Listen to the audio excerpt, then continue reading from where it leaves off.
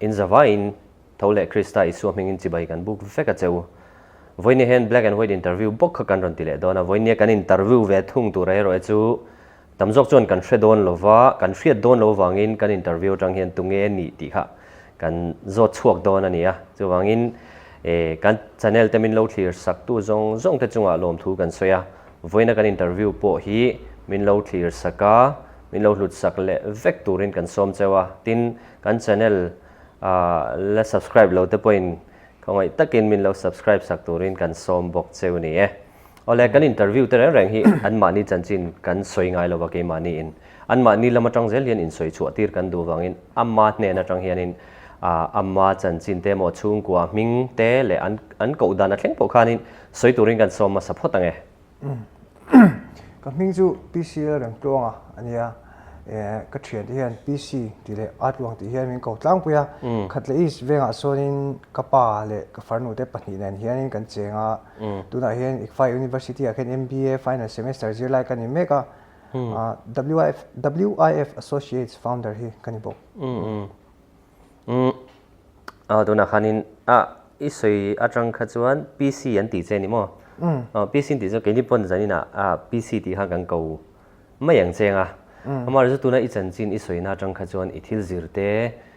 ini na te tang khan tungai ni ti kha kan la hre thei lo ni chumo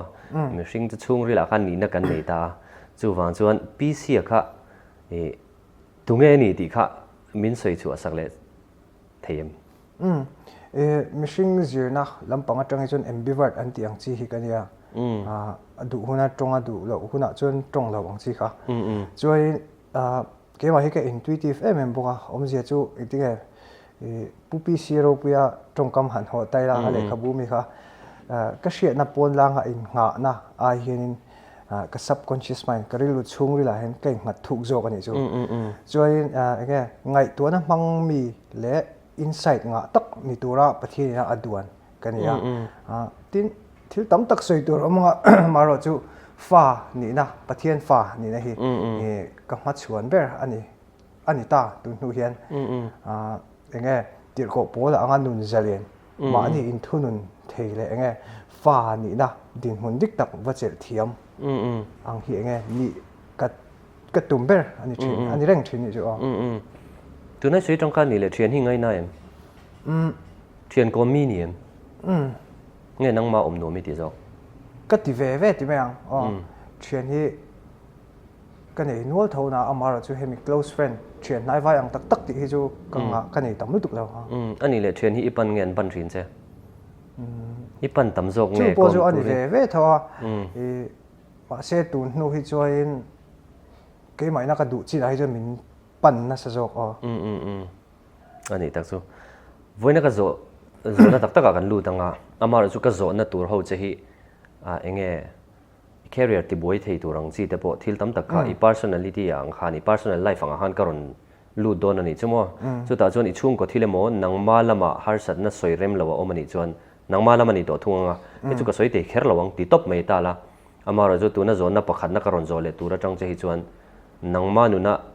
mi zong zong ina hriat idu kher lo pu kha karon soi chuak don ani chumo chu ta tang chuan hei nangma khan I loin siam rem mai ta la achan chu I history te I chung ko zong zong te kan hriat pui lo che chu wan chu kan zo na khan poi thei chin omani chuan hei chu ka chang lo me nge iti ngam po ka do ni tuna ka zo na tura tang che po hian ka zo na kal phung tur po I a chian the ingal ka ring a pakhat na chuan ti hian ka zo du che ni addiction hi enge ti ba ka zo le du bel che chu addiction kan ti chuan thil tam taka oma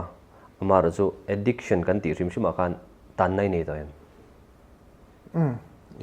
khala ka chen rui hlowa hen ka tang ve thin tin khai khomila atop paringa so addiction hi ke maina ka define du dan chuarin zong chang na pia lama ma ni taksa ene ma ni shim shimina mamo na emo in shiat na ti tai la in shiat na ti lai kha kron je ti le chan chu ke ma ni kan taksa hian ama mo lem lo ni an taka chuan chu wa chu ke ma ni hian mamo emo amo inti na hi athuk ma hemi hi kan he zo lo wa ru lo ngai na hi mamo ngoi ya ni in hriat na hi an taksai na amamo an ni ber lo ti na ni mo ni ber lo amo kan ti wang một kan ti wang ke ma ni a hian enge kan lo ti than lu tuk to wang kan lo ti rei to tu ka wang khan kan nu na hena bet nge ta ni a big takin karil ru chuan ka behavior a hril ta chu wang tak chuan karil ru hen a bet nget lu tuk to hi enge kha ka pom ta ni chu kha ka pom na chi kha addiction chu ka ti ke ma chuan avan fia ve lai chu apoi mo hle me a chon i soi to rui hlowa khan itang tina ni ta eng hun vel nge eng kuming zati in nge rui hlawai lu zir lai ni lai ni em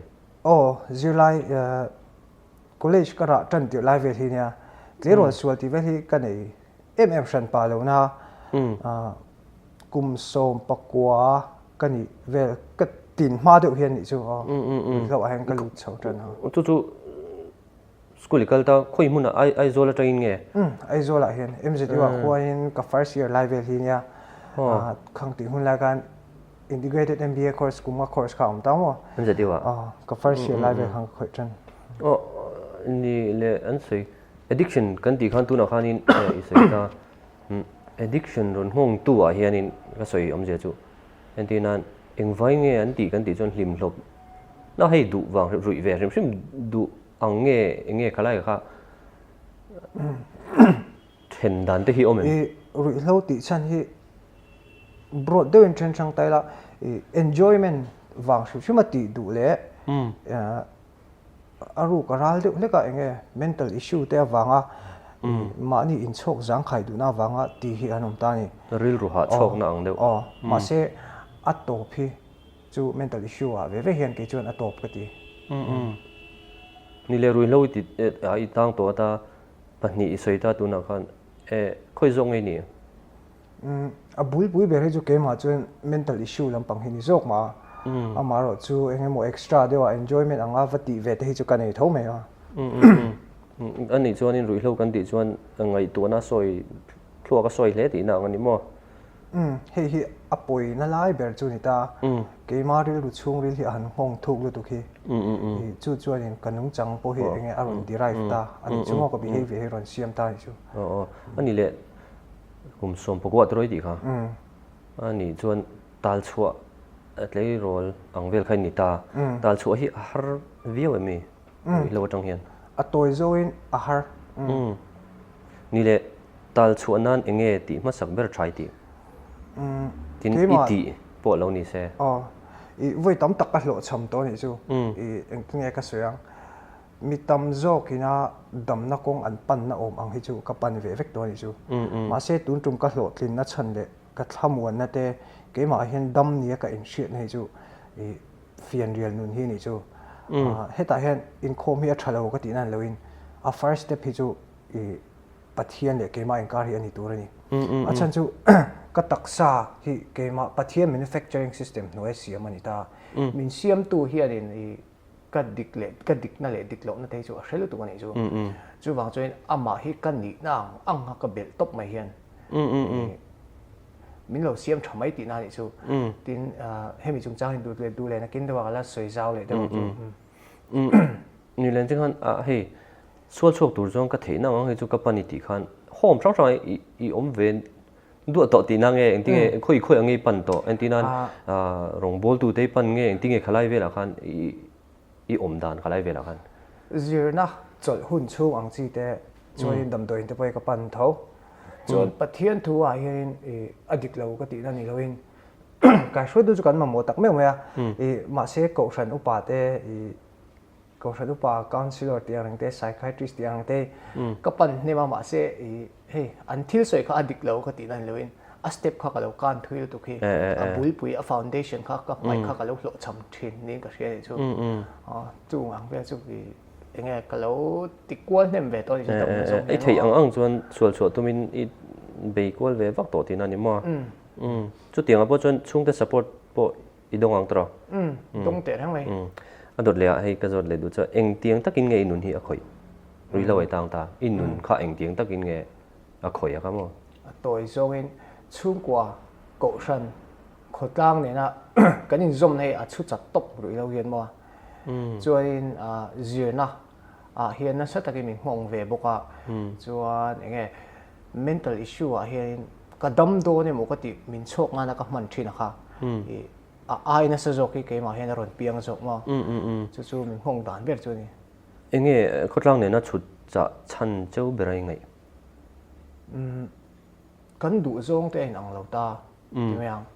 tin rui lo ti shim chu mi in thiam lo min chan tir wang po ni lo hian ma in kil to in he piang shim ni chu hey insecurities inferiority complex kan tiang hi wa he ang hi apian shim wang hian in ma ni kan in nuk dok na sa tin ke ma bi ka chuain enge he mental issue kan ei vel wang hian ma ni tal nuam ti chi kha kan ni lai kha tam ani chu chung wang chuin kata chuan in zoom hi a chat top hei kan in mer hriat lo po ani chuang lo na ma ro chu in zoom na nu ang tak tak hi to lo ti dai chu chu mi dang pon to ve kiring em hei hi he tai chu mental issue le ru thlo soi tai la a bi ken addiction chung changa heng ang hinga tinge an dam the lo ti ang te ka ngai to hian in zoom na nu hi om lo ni chu etiran ma ni in ti hlum ang chi te depression nei ang reng chi te enge mental issue relate shim hi midanga base na nei to lo dam chun zom base na nei to lo ma ni in sit ang chi te heng tiang awanga in ti hlum te an ni tlang pui ni chu om zia chu chung kwa te chung pen min mangai lo poni lo khotlang mi te min huwa poi an ni shat pa chu lo ma se kan in kara het in zom na nung hi om to lo shim in shiat thiam ton na ang chi te tin entiran ke ma anga chu ka hlut na ang chi te ka thiam na te poni chu ka that na ka that lo na khang ang zong zong nung taka min shiat pui tu in zom na nung kha a om to lo ti da ni chu chu chuan mishing hi mal ngoi ngoi shiat na trangkai velo eng ma ni velo nia in shiat na kha kha aron pian tira chu chuan in thi na thang te poi na hong the ti na ni chu ani chuan mishing hian hei khoi eng mo bera hi chuan in hei base na hi kan mu angai ti na angani mo dra mishing chim min drive tur zon mo hi kapom achan chu pathian in mishing asiam dala hian in mamo ton tu le cheng ho tu ra kan om na lai kan ni na lai hi om ve ni chu chu wang chu enge hei bible point in lom pui ton tu rang chi te in tor pui ton tu rang chi te mo in tran pui in fui phur ton tu rang chi te atamang chu ti anga pathian hen mishing hi aduan ani min duan ani chu chak na lai nei chak lo na lai nei vek khati ang khan min duan ta chu wang chu he ta mi ka lo wa shiat pui athil ti that emo a chak lo na thleng te po ka lo wa dom kang khan ama hian esteem needs kan ti self esteem ang chi kha aron piang ta tin hi keima min ring tu le keima in ngat tu le min ngai poi mo ve tu anom hian keima hian na sa takin confidence te hi a bil bok ta ni chu enge ma ni in ngai hlut ve na ma ni in ngai hlut na dikhi chu chu na ron siam ti na ni chu midang atangin kha in nei ngai lo kha in hu thei ti na ani mo tikhan entina duna kan soi tang rot po khan chung kwa khotang in zomna kan in zomna chu chat iti vek ta ni chon tuna poi mo de chu tuna hian khang ho zong zong khang ho kha entina eng tiang takin nge nang ma khan an chat vek to che chung kwa nia zirna thleng ni nang hong ti soi to bok ta chu tiang ang chu eng tin nge eng tiang takin nge nang ma hian hei isiam thar le a bulletin le dan mo hun kal to nen enge danglam na ke mai na bul thar ka tan dan ta ka chu ma ka soi ang khan kan ni dang ang hian pathian hi ka bel top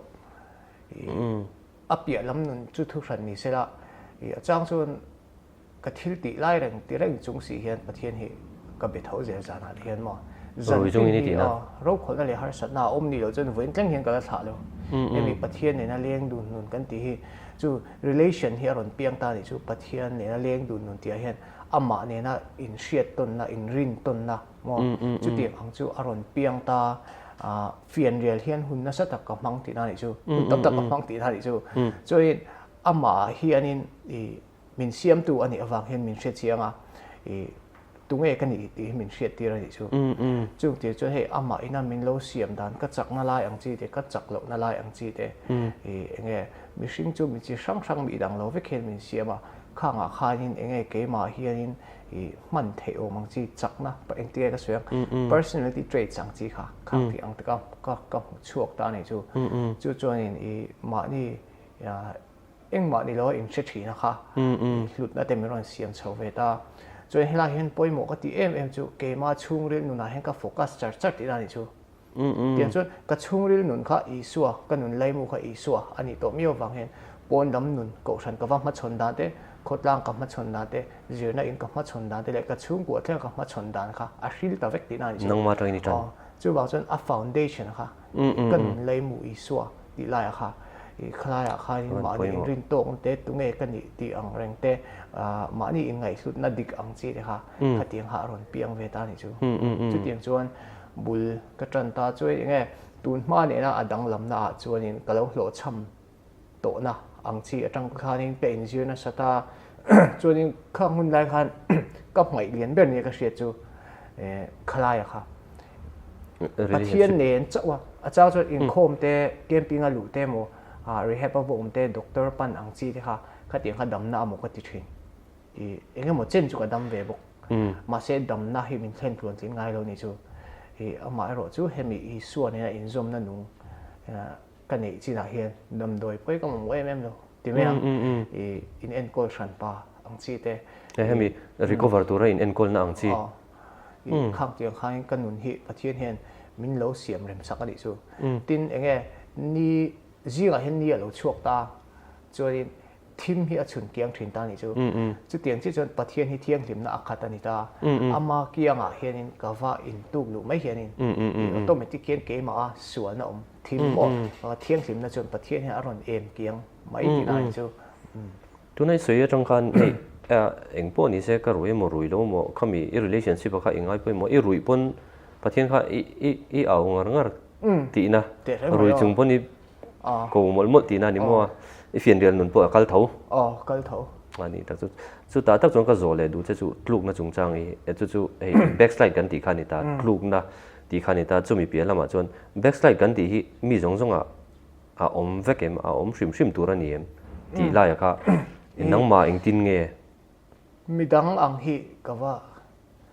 khere me ta hi thì bây giờ mỹ na anh tiếng nghe chút tiếng cho nó tra tiếng anh te anh sang chút tuần mai cái lỗ châm nem to vàng han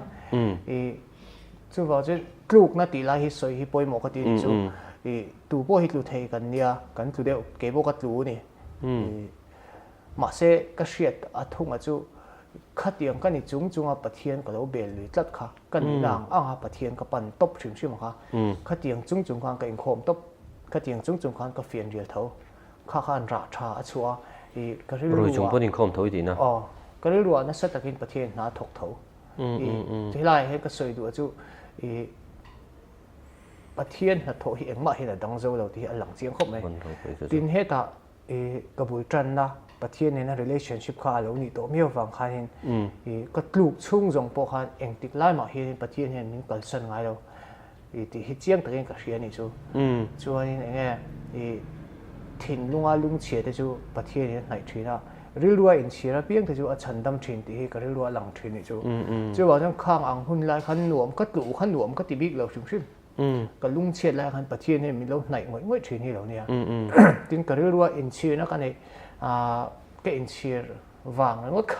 cái thả liền mấy thể big lâu này chú mà chú bát thiên bụi na ring bát thiên in chain nghe ama hiện mình chăn đó mà chăn nó cũng à cho mình xuôi luồn dọc thì ra này chú mà phần đâu bụi đó cho đại chú thì hiện gần rồi thút tổng chế biến thar nó hiện nghe Isua poi mo na te chan da mini te pathian ro pui je soi tamol ta tu na khan ka zo du dei je chu pian thar na hi nangma eng tin nge afia ber pian thar na hi ke mai na define du da ni ka nei le bo ka di chu I ma se mi na an soi thin pian thar na hi ril lu in thak thleng pi ka pom ani chu I ril lu in thak thleng pi ro khan ril lu hi mun thuma then sang ka du bok ril lu chu enge ka emotions oma ka ngai to na le ka du than na ani cho nên cái emotions te cái ngày tôi là cái thiên long xuyên cái cho nên đi sa đá nên tôi vàng khan nên cái thằng nào đã thì cho cái xuyên bị lâu nè te sẽ nè te mà đi in riêng tôi nè te cái thiên thì ông gì ông lâu riêng và chuyện nè te cái thì ông dùng cái ngày tôi nè cái emotion sai nó về cái này chú mà sẽ chú lại tắc chuan biển thằng này cái chuan đủ thần na tia cái sợi đủ anh san chú khang rong rong cái han cái sual chung chung tiếp bộ han bắt hiền là mà hen đủ cái thang tí này chú cái tiếng chung chung á cái vật thần khan in cái tí sẽ đàn thì chú cái cẩn ta rồi bắt hiền mà hen cái vật in submit tí này chú cho chú ta cho in biển thằng này chú riu in thắc kinh cái riu hi mong chang hen bắt hiền hen với lại khát thắc theng top lâu hen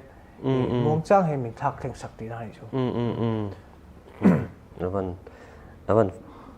ro pui thin tak ador le ka zo le du che chu nun hi in lo na savio doning ga ria hei entinan nun zia rim mi biak te khatiang society culture le nun phung rim ma khotlanga khatiang khopa acha si chuan in nun income turanga chi chu entinan lo pui te vek khani tani chu wan chuan in zia po kha danglam na sa don lu tuk tani mi zinga omte va connect le tur kha chuan har sa don hian ka ria hetiang tak hian in lo connection kha a bo to tani chu eng tiang takin nge enge I character izia khamo entinan inun zia nei le thei tur khan tian na ti lo ta la mi ring pa ngai vani le thei tur ang chi khan I engtin ngei tin thar le cái thứ soi tổ tế trong hai nên Bible lệ bắt thiên hay cái ngã làm sao này thì chú làm mấy ta này mà sẽ chú bị bác cả chú psychology tiếng năng tế personal development lệ khá buông chi tế chúng cho nên cái mà nun hi alo derive về bốc ta này chú bo tin helai hiền fear lệ ngay cái gì helai hiền cái support đều chú Rick Warren này hiền Rick Warren lệ khá buông cái chia ra trong hiền cậu cậu sân hi aron soi poi mo ta chung kwa hi ron soi poi mo bok ta ni achan chu mishing hi du than na kan nei hi du thang thei kan in lai kan ro puin lai hi ti ran soi thin ta ma se ka chung kwa ka lo pian na le ka cậu sân ko om nei ka du than na ani lo ta ni chu wa chu hi om zia nei ka ring thina se om ti chung ka embrace chho ta ni chu ka ni la ang hen cậu sân a po ka vakal top chuan he ta hen ka ngai poi mo em chu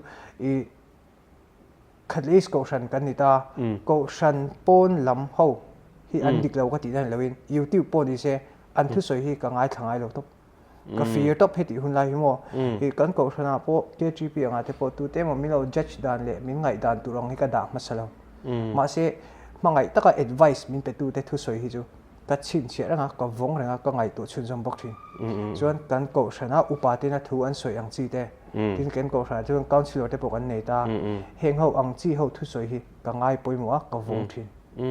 aba ka chuan nei engem mo lai be chung ka thu hi ka lo du tu na ka supervisor hi min hau nge ngai da ni research ni kal lu tu ka min ti nge ta tang khan mishing hi enge open minded ve de wa khosak hun hi alo ngai ve de ti ka se chuak ta chaw ni chu ani chon I character bo khatiang ang cậu sanh te chung qua te khatianga mi zingai vatal tama tang khan le mi ning khong I varshiat tama tang khan nang ma po in siam puitling vele zel connection kha ve siam thar le zel ti na ang ni deu ingte se mai la hi ma ni in ngai to mangai ka ti we ang in pha niam ve de te po ngai achan chu ke ma ni ang ho ang hi kan rilu hi chapau sim sim ani chu ang chu hin ka ngai to na le ka rilu ai chon chapau mai la ka du than na hen in pha niam ka ngai enge chapau ti lai ta ka chu nong ma ni ho a te ru nong ma ni ho ti na lo ngai thla thiam se ngai thla tu ten ru lo ti a hian enge chapau ti lai ta ka kha eng tin nge nei khami kha eng tin nge lo om enge clear tu ten an riat thiam thei dan tu ni soi fi kan trong kam man du dan te kan hoi her te hi mi mit mo hen a chapau sa sim sim ani chu tin ngai sak big in du nang chi te point ni te chu lai chu no kan se til je du chu mental issue lama he hết tiếng ai mi riêng cần vô chi hen mani cái kil tội ta cần insecure ta inferiority complex ron lang ta ni cho nên missing a hen defense mechanism kan tiang he aron lang vat bok thin ta chu ta kan inferiority complex ta ka chu enge superiority complex in kan tong le ta thi ni chu a ve a ti trong kam ang chi de mo khalaya khan mi min lo thlir dan to chu chapo na ani ta ni amara chu engmo lai chu lai chu mental issue ani chu a mani in rin tok lo wang te po ani mani in ngai hlut lo na wanga thil trong kam le mishing ril in her dang lam te po ani ve thiang ti ngai da chu om the ka ti MBA zir me cái gì MBA đó chuan dấu đón tuổi tu na hen fourth semester thali vel bor khal nei tina ni chu ikfa ya chuan ni chi na isoi khan MCT wa di khai soi tel bok ta khala khan MBA tho khan in cái gì chuan ani chuan in enge rui lo hianin izir na eng tiang takin nge khong cha zir na MCT wa tang ka drop out chan po ani na ta chon ka that du lo rui lo kan ti wang khan ni mai ta rui lo wangin college khai son ngai ti na ni mo ani chuan MCT le ikfa ke khan ma lo kha ni ta zir sia chun zom tlak kha to lo ti na ni kan min kha ko lu lo tu choi hun rei lo te kha ka pa hi hom hi minom ti ta ni chu chon kha mi nu khan zir he ka chun zom le ta chuan ka that chu ve pho ka tum ma ro chu ikfa ka lu nu hian ka ti chho le ta vai in UG ka live lang kha chu ka ti chho de char ti na ni chu zir na hi ngai poi mo khoping alanga tuna isoi tang po khan college anga te tin khatiang chu tunai soi zu kha bengkho nang rang peo homa elu ta khatiang lai te khan tinge college MBA ti boxia izir na kha engtin nge homa te khan le kha izir nge tinge class te khai kal thei don si lo kala he tinge di thin MCT le ikfa in kara hianin chol kha om thip ta khawi ka om lai ang kha chu class kal ngai lo lai ang hun khani ta chuan karon chua hun vel hi class join hun lai vel por tak khani le bok ta ta tak chuan ikfa ya hen bul thar ka tan le ti ani tak chu tun mai college le tun tanglam na zir na hianin na sa takin ma sonin ka hian ni chu lang thei khopin ani ve chho to ni chu chuanin ege tun ma ka chuan thian the kha ka nei ngai lo ta UG kal chung jong mun tu ma hi wa kum ngai tak he ka nei le thei lo ni chu ke ma lam dik lo wang zo kin chuan tu na ero không pe lo che mi ni de me chu tu na ero chuan khát tiếng họng tổ đầu phim cố lấy xin luồng cái tiếng cả lim cái gì này cái tuổi ông còn bị tổ chức mi cái gì này cái tuổi mấy bạc à nghe à bể bom bao ha tắm to này chứ tôi nói à bể bom lại cho mình xin thêm anh nghe tiếng tổ tôi nào ngót bộ khan anh đến rồi lâu thì lại cái chỗ nhịp phải để cái ta anh diệt tiêu tiêu bộ khan rồi trong này có lấy chỉ cần em để đấy mấy gì lại về cái chỗ diệt tiêu tiêu bộ này rồi xin tiền sẽ phải em anh sẽ phải anh ngày mốt cái sẽ lâu trở lại chỗ anh ngày đàn thì các bác sẽ lâu ta mà sẽ tắm dọc cho nên sẽ đón tiền anh mà cho anh tụi nó đang làm nó bộ tắm tắc khan anh sẽ đón tiền anh ta cho anh tụi đình hun khan in không tiền lại khan cho chuyện bơi này lâu ta tụi nó có lấy xa ít đình hun anh chỉ tụi nó ít đình hun lệ mami đang làm nó kha soi bể lệ là cái đó tụi nó hiện cần phải đàn in thiếu chỉ sang sang president này nè te chuan department representative ni na te khang zong zong kha thil tam ta kha thil thar kha pathian awanghen apiang in ka ria kha soi lan lo hi kawi ni chumo ka tiang kha oming ka ria nang ma story kan ria ru ta na changin in tha sung lo lan soi top te nya kai point mak ka tia chan chu class ko han join le hian ka in kil toi ngai ngai thin thian te zinga tu na ka thian te ho ang te chu han ngai to tai la ka thian pa khat phe chu MBA le Mcom hi zero ko pa chuan chu ti chung chuan MSL player hi la ni tho chuan then ka chu zai thiam tak tak te musician tha tak tak ang chi te tin enge overall in zirna lama po hen mi thiam tak tak ani hlom ani chu an machine ni na po mi tha tak tak bo chung ho zinga chung ka han ve ni chu chu ke ma in kil toi te ha an start aza tha ka ni chu tin zirna hen insecurities tiang ang te inferiority complex na china ka soyang chi te tin enge leadership chung changa hian mani in rin tok na ka nei lo awang hian har sana ka tok na sa ni chu ma se mak ka ti chu hi enga tang nge pathian atang hian in mak ka ti na zo ka chu min ti lui ka ti don nge tun ma ka lo ka ming lo chet to nang chi ka min hi khu sak du ni hian ka sheve de bok thini chu tu he entrepreneurship tlapa hian hin president ni la ka chel me ka chuan hi enge mi ron ruat chan hi ka shelawa ka thin pan mi ron thila nimin ni bin ani chu ni bin khan management department pui representative turin min ron ruat le boka achan tur hi chu e ka plastic athang kal lenga ka se chho je lang chu pathian in van thak i suan van thak na sa chem tro pathian ro pui je kan huzel don boka tin nia college kal chung hian hei in college kal line antinan intern ti tengai thin ta ni e khalai ha engtin nge ti ve khangai don sia khang hun lai khan I tuna antinan nge nun thari lo nei nu hian ni ti nge khang hun lai angkhan intern kha I ti chuan har sat nei to kem na china tlu ka soi lai vel kha intern kan ti lai hi chu an business ming chu soi lo an ming chu soi lo la chu ta chu intern di tu ra ti hi kan ya chuan kamit meng dik lo wang nge ti kal chun jom khan phal to lo ni mo chuan intern ti na tur hi ka zong na sa awang veng a mei lo ni chu ai zo la chuan in Tata National Business Enterprise khatla I kan hriat o sab na tu chen PP jon te songo so mi te so I cover deal ta I chuan in nge atira ha ka pe dong tu kha an manager ne na po khan chu tiang mi chu kan ya ting ka hril top ta chung kar khat kai en chinang hatita chu tiang mi chu kan ya ti kha enge lo ti thin ti hril top mai mi hril top mai chuan kar khat kai en chinang kha tia chu po chu kala bo che zui ani chu chuan in heng hun lai vel hi KGP ka tel chho hun lai vel pho ani bokta chuan I makte chu pathian na tho te po nianga I so mi te business so ka fakani chu khatla PP jon te songo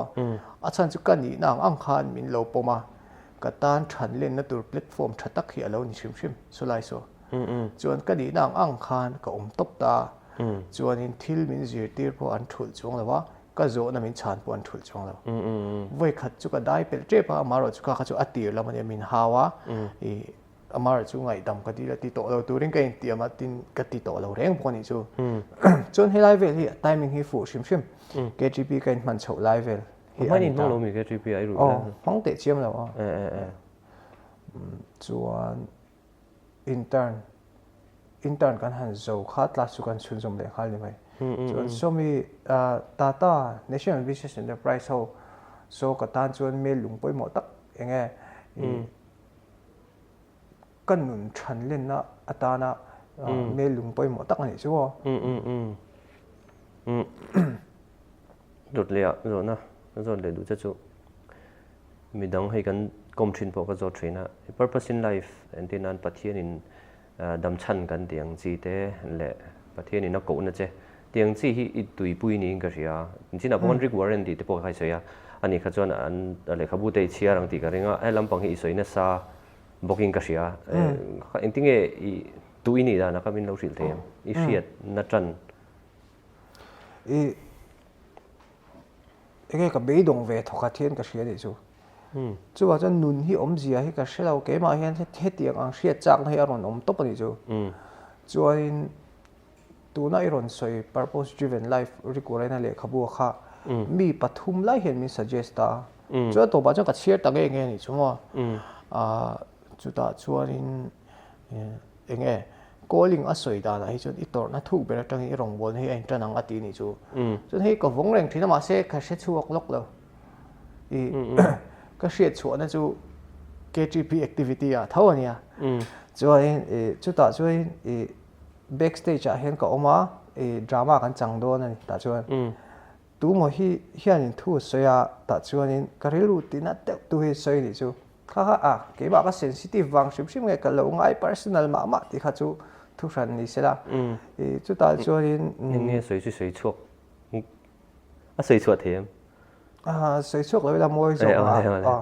chuan in chu mi ni chon roi hi kan thia cho bo ka choi bo kha tui to lo ka ho ka in lu khu mak ka tong karilu he tong tai bai ke tong tai le the lo se om ka ti tu hi chu chuan chu ta chuan karilu a hian heng bible chang te hi aron lang ta ka khongai na ita na to ke ti le ti ang reng te lom min ka chak lo na te hi ka chuang to zo kang chak lo na hian sin ka thil ti the nei ti fam ki min om ti ang reng te mo chuan in pakhat le chuan tir ko polan Krista mi man chan chu kaman the da lo ma tin a min ka zo kan ya ti kha chuan I chak lo na ka lo nei te kha ka lom ta hun kal to ka ton hriat zong ang te kha van duai na ka lo ruat thina kha pathian chon van nei na hian aron chan ti ta ni chu I ka tan chon ton hriat hlu tak ania then ka chon soi to su amoi lo te poi min ti tak na amaro chu pathian nei na ka in ton na te nia tin ka chak lo awang khan pathian hi ka hmu bok ta ni chu wa chon ka chak lo na kha tu la chon ka tan hian ka chak na ani to chuanin ka chak lo na tak kha Krista mi man chan chu aron ni ta che bok ta ni chuan tir ko pola na Krista mi man chan chu ka man thei da lo mo ati akha I soi na aman chan tak kha a purpose kha lo ni ve bok ani chu a calling akha chulaya chuanin ka tan po hian ani hi chiang takin hriat na ke ma awm ani chu chung tiang chuanin eng tiang flekin nge pathian he tiang ko ngai min hruai dong hi chu ka hrelo ama hian a zong in kai lain mat ve ri ta chu calling ka hriat chhuat chho dan chu ani ber mai society a hian addiction ba ka hey antinan mental kan ti chu ril ru a hian eng har sat na nge o mai hriat har sat na chu tam taka om thenga ma se pakhat ka soyang na chi na ka soi to khan in zoom na nung hi om lo om je chu lost connection hi a lost stop chung kwa nen hian in hriat thiam ton na kan chung te pon min mangai lo hian bik lo ma se in hriat thiam ton na ang hi om lo ta in rin ngam ton na ang tak te tin kan that na ai mai kan that lo na te kan hriat sak tem zok ta mi hring chu kan ni hrim ta chuan kan that na in hriat pui ton na te in tor pui na te in lom pui na ang chi te le hei in hriat ton na khati ang relationship me chel mi pa kher lo mo in thian that na ang chi te in zoom na nung ang kha a om lo ka ti chuan in entiran mi chu edict emo ri hlo lama har sat na nei ang chi chu homa ten da ta rehab ten da ta ni chu chuan khanga hain in zoom na kha ahla tial ti na ni chu hre thiam entiran khariat te a then chu thlasom pani don an da te po om ta an da non te po om ta ni chu a om je chu ko ran khotlang le chung kwa nen khan an in zom nei a hla tial tin rehab te an va oma in zom na an siam chu bidang nen an non chuka kan non chuka ti la ke po ka tel thawa kan non chuka rui hi ol sam sop me hriat khatiang zong kha kan nga sop chuan helam society a khan kan in thla rung sot boka in zom nei a chat ngoi ti na ni chu chuwang chuan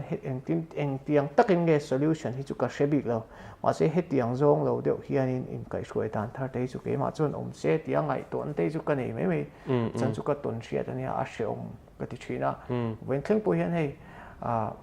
ke phe chu ka van nia ko thana te le KGP a mi mal tak ang te point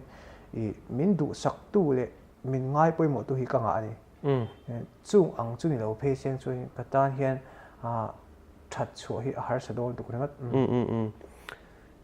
khotlang le ko sana hian input ton na an ti don nge chu tu na kan seng khan lost connection ani ta ri lo ngai te apo min phut an nei ta ni chuanin he lam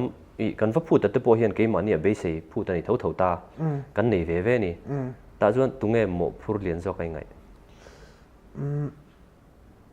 mo phurna tiang zong chan soi thiam har sa ka tia ma se enge he tiang zong en soi tai la ko ran mi te emo ka thalai te poni sela ko ran thalai te poni sela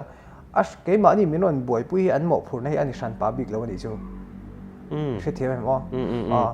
chu tiang chuan ke ma ni ang fa be sen hi om ringot lo sela ko ran in ron tel ta hi lo betur cheute lo ngai sak hloi tur che hei ngai na hi in nei anna sa thin em rui lo ngai hen chu tak chune in ve sei ton kha anna sa thin anga kan soi thin hi ani reng em ti la adik za na ke mo ko ti dewa achan chu ka za zum pha ve na sa ni chu mar chu khalai ka chu ka khami zam na za na ang chi kha chu ka pal tlang ve tu ra te pon ka ngai thin ta tu nu hian ka tuan pha phian le nga la ke phe chu ma se chu ka soyang do chuan min ron a san pa min ron boi puya min ngai sakhi an mo phurna ani san pa lo ti me rongbol na rilu atang chuain nia ani adik thei tho me thei mi ron ngai sak te kha an mo phurna ang khan angai thei tho me thei mà sẽ missing nuna chuan khatiang kha chu ani thein ka hrelo ni chu ke chuan chu wang chuan ke ma ni lampo hian ina ka va fight ve ka ni na ka va kal ve to pakha ka mo phurna khami lau na te zam na te ang chia kha enge ka fight ve ngai ka ti tin rui thau chung changa chau lo po hian in i mani comfort zone hi chu san ve hi tha ka ti na sa ni chu ta chu missing nun shim poi than na hi atam ani chu in chung tiang chu in ko khana point atum tak chu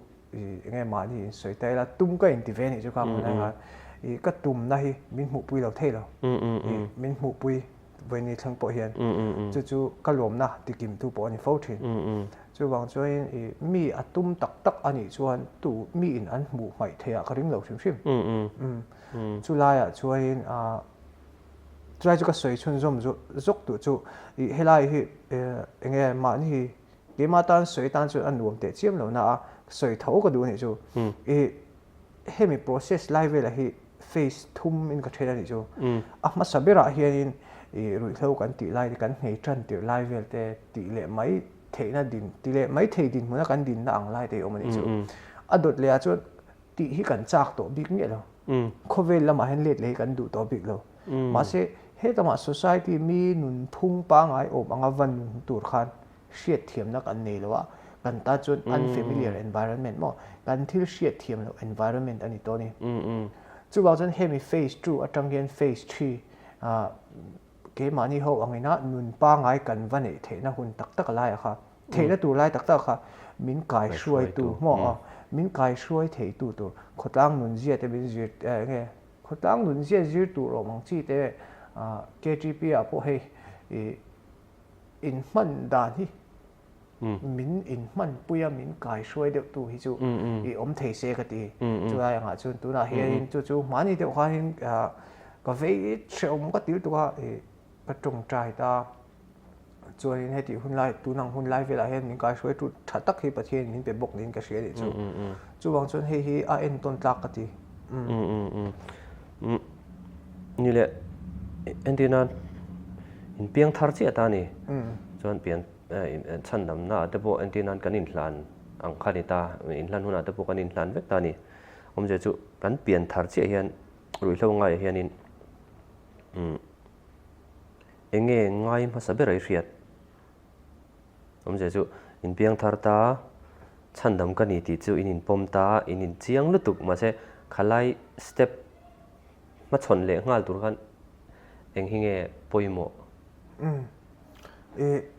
pian thar na tia khan kan soi mai deuh nia ka hria de chu ma ni va in mu chuak ti hianin ka ngai tu hi thui thin ni chu chan chu ke ma ka ti dik lo ti ka in hria ta wang ka in kil to sual ka in ti machine ni na sual ba ka ma ni in mu chuak khatiang zo mi ina an sual he an va mu chuak mo ka tia ma se ani lo ani chu ke ma chuan chu ngai dan tam tak te bo om thenga ma ro chu ke ma thlian na zon tang han soi tai la ke ma ka in mu chuak ka ti hianin i suwa hian ka ni na he ka va mu chuak ani chu chu voi le ka tai ka mu chuak vek big lo với ni khleng point ka mu chuak kala mu chuak belgel bo ka ring ani chu ta chuan ka kan soi om je chu ei tun lai anga chuan mak tak le hlom taka duan ti hla te la ta Jeremiah zia ka chuanin kanu pum chunga ta to min hriat to thu te bo ein siak ta chu tiang ani si chuanin i pathi ka taksa hi pathian manufacturing system noi siam ania chak na te chak lo na te thei na te mo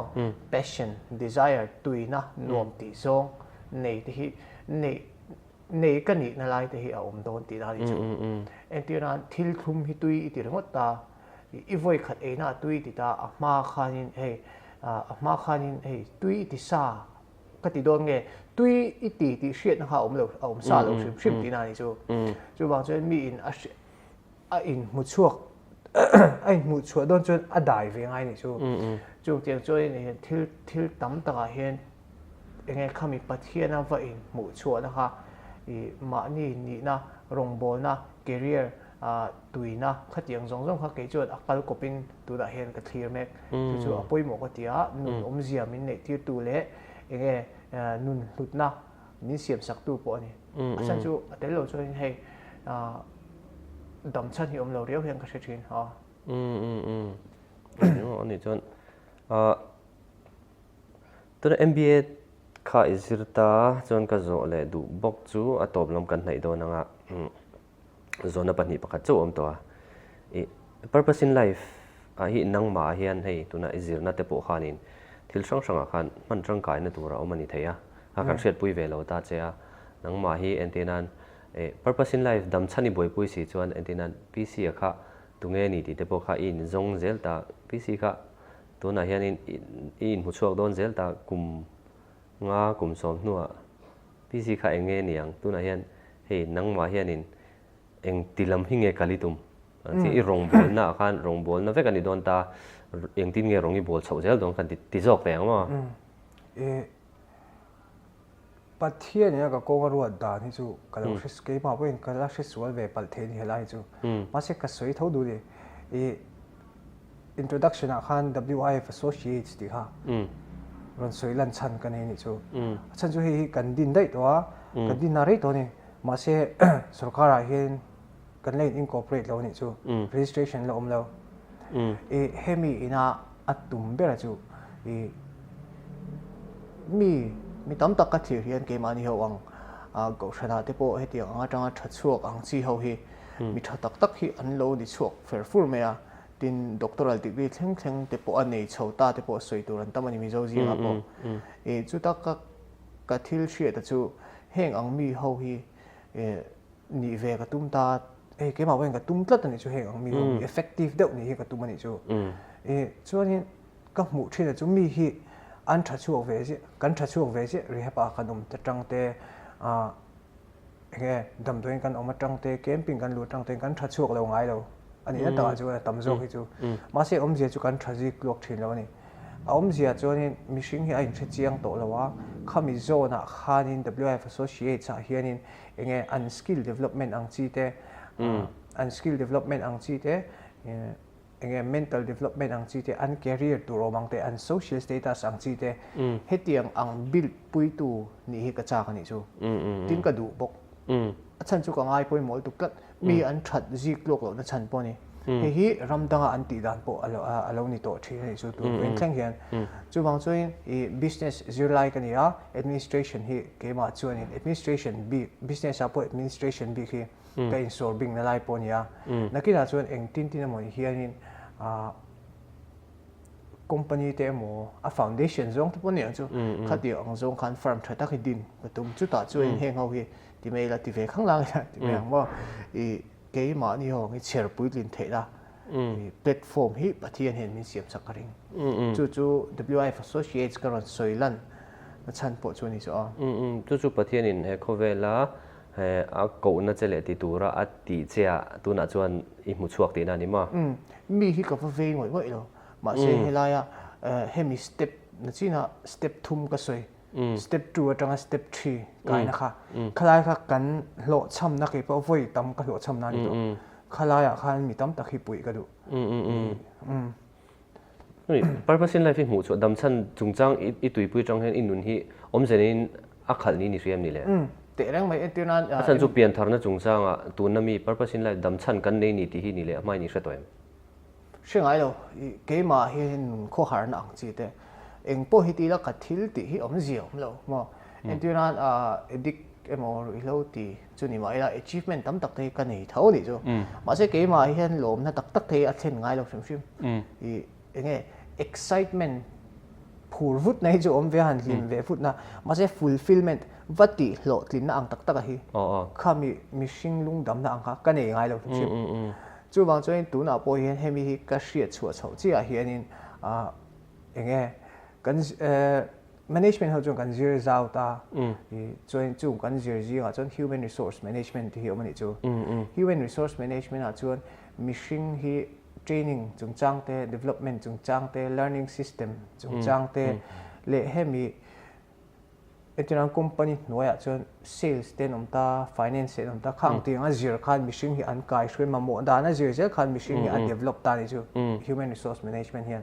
chuan chumi noi chuan human resource development te polo om le ta chumi subject a chuan na sa takin ka insolving dik ta ni chu chuan in psychology hi kan mamo ti hi ka shim shim ta a shan pa in ka bazir shan lo na a ke ma ni subject a hian anasa tel na sa ni chu etiran consumer behavior ang chi te marketing ti ang nga ten psychology kan zir tel na sa ni chu henga tang hian insight mo thil hriat thiam the na hi ka nei tam pha ni chu chu ngom fang chu enge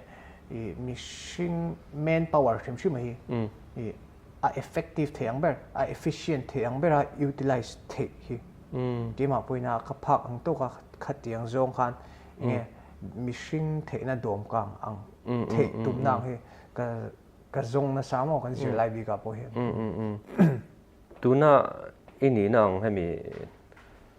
tuna isu yang zong zong ini na hi nge ini ni ti i oi lo rum rum em tun mai ka hian hian a thak na sa ta che tun mai tiang kan ni nei ka hrengai lo veng chunga hian tlemin in kil to hi alana ve deuh shim shima chan chu kan in hre chiang ve thom sia ka ka min a thing mai the hi di bik lo ni chuma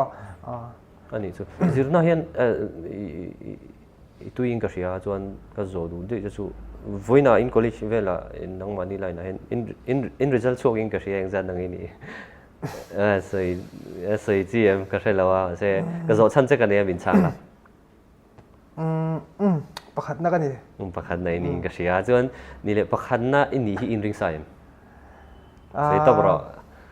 tungai ni ti ka zo ta nang wa ni nei sei ngam ti ka test ke ma he in rin ruk dep na chu om tik ta ka sei chuan a chan chu enge